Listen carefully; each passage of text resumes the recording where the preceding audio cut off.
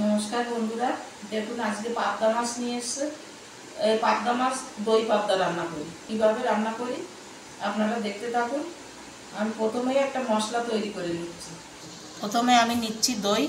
দেখুন দইটা ঘরে পেতেছি, কত সুন্দর হয়েছে। এই দেখুন দোকানের মতোই দই হয়েছে। এই দইটা বানানো যদি আপনারা দেখতে চান বলবেন, আমি তৈরি করে দেখিয়ে দেব। দই পাবদা, তাই আমি একটু দইটা বেশি নিচ্ছি। আর দিচ্ছি আমি কাজু বাদাম বাটা, দিচ্ছি আমি একটু চিনি, দিচ্ছি একটু লঙ্কা গুঁড়ো, দিচ্ছি অল্প একটু হলুদ গুঁড়ো, স্বাদ মতো নুন, দিচ্ছি অল্প একটু সর্ষের তেল। এবার এটা আমি ভালো করে মিশিয়ে নেব।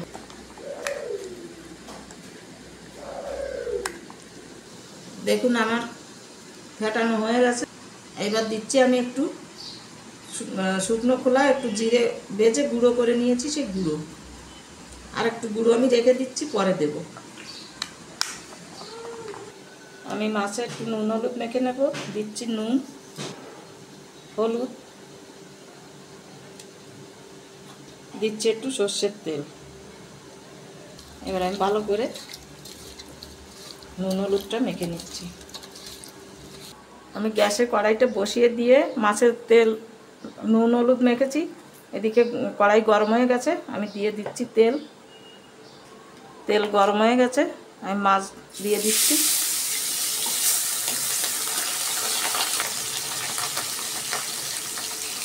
আমার মাছ এগুলো ভাজা হয়ে গেছে, আমি তুলে নিচ্ছি, কারণ মাছটা আমি বেশি ভাজবো না।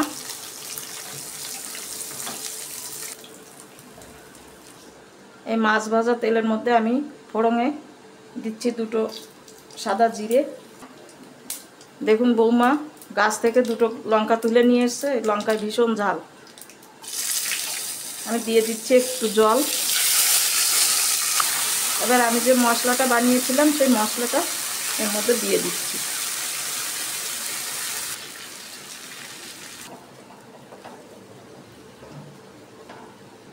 আমি মশলার বাটি ধোয়া জলটাও দিয়ে দিচ্ছি।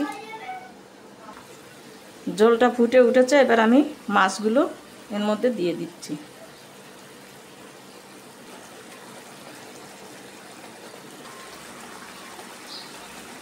আমার দই পাবটা তো প্রায় হয়ে গেছে।